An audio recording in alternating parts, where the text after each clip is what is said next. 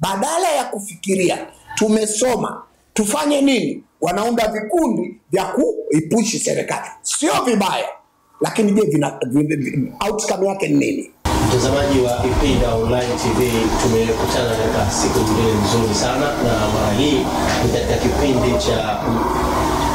kipindi cha Siri za Mtoro, kipindi ambacho kinakuangazia masuala mbalimbali na busara kutoka kwa wazee ambao wanatuasa vijana kipi hasa tunapaswa kufanya katika kukabiliana na changamoto za maisha. Tutakuwa nami sana Edward Mandade Zaudi Mbaya, na leo tumepata nafasi nyingine nzuri ya kuzungumza na mmoja kati ya wazee ambao ni hazina kubwa katika wilaya ya Kyela. Mzee huyu kuna kutuambia ama tutapata madini kutoka kwake, kipi hasa ni changamoto kwao, pengine zao hali ya uzidiwaji na kupambana na upatikanaji wa ajira. Lakini pia atashare na sisi uzoefu ikiwemo ushauri wa namna gani tunapaswa kufanya vijana katika kipindi hiki cha changamoto kubwa ya soko la ajira katika fani mbalimbali, lakini pia katika maeneo mbalimbali ambayo vijana wengi wanasomea kwa muda mrefu na bado hawapati kile ambacho wanakitarajia. Fuatana nami katika kipindi chetu hiki cha Siri za Mtoro mpaka itakapofika tamati. Katika kipindi hiki ni kipindi ambacho kilio cha vijana kimekuwa kikubwa. Hapo majuzi tu tulisikia vijana ambao walianzisha chama chao, vijana ambao wamesomea kozi za walimu, wameanzisha chama cha walimu waliokosa ajira. Tatizo la ajira ni la kidunia, ni la kimataifa. Lakini kama vijana wetu waliosoma wakielimika, wewe umeshajifunza ualimu,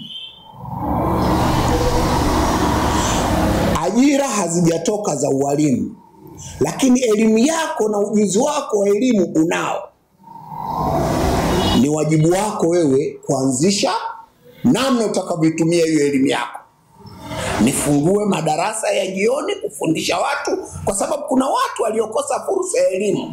Ndio maana serikali ikaanzisha kitu kinaitwa MPWA, kwamba mtu asome akiwa ukubwani. Kuna watu wanapata mimba wakiwa shuleni, anafukuzwa, lakini bado alikuwa na kiu ya elimu. Sasa sisi ambao tayari tumeshapata elimu ya ualimu na tukaelimika, tunaweza tukaitumia hiyo fursa.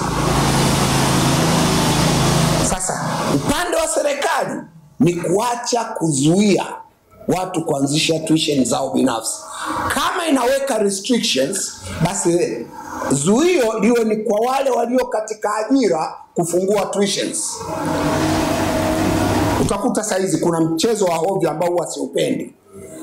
Walimu wanafundisha labda shule ya msingi, alafu walimu hawa wanatuambia tunaomba vijana warudi hapa shuleni kwa ajili ya masomo ya ziada. Masomo ya ziada yanatoka wapi wakati wewe una muda wa kufundisha?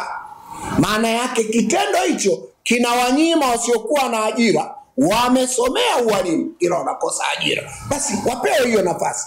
Kama wewe mwalimu umekwama hapa, huyu wa nje atatuendeleza hapa tulipofika. Kwa mimi nadhani pande zote mbili, serikali na waelimika, waweze kujitambua namna hiyo, kwamba serikali wape nafasi wale wahitimu walioelimika waweze kutumia nafasi yao kuwaelimisha watoto wenye uhitaji wa elimu ili waweze kupata elimu. Kwa hiyo mimi sipendi mtu atulinganishe na China. China waliazimia, lakini ukija kwenye dhana ile ya kisiasa ya demokrasi, unaikuta China kukuwa na demokrasi. Kwa hiyo kila mtu alikuwa anafanya kwa jinsi serikali inavyotaka.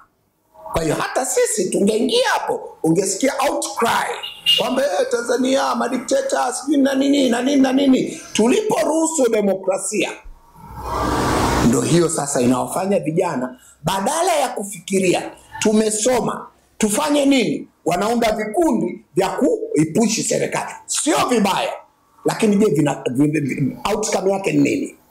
Lakini je, mngejiorganize na kuiomba serikali tunataka tufungue shule yetu binafsi, ingekuwaje? Tunaangalia pande zote. Wanaweza walikuwa na mawazo mazuri, sikatai, lakini vile vile tu ana alternative. Tukikwama hiki tunaweza tukafanya hiki. Kwa sababu kusema kuisukuma serikali maana yake kuilazimisha serikali Sasa serikali kwenye mipango haipo, na bahati mbaya nchi zetu mipango yetu tunaisema ni ya muda mrefu, lakini inakuwa sio ya muda mrefu. Mara nyingi mipango yetu ni very short plans, hatuna mipango mirefu. Na hii ni kwa sababu ya demokrasia. Ni kwa sababu ya demokrasia. Mtawala wetu wa kwanza Mwalimu Nyerere alikuja na falsafa moja ambayo ilikuwa ni nzuri sana, lakini ambayo ni kama vile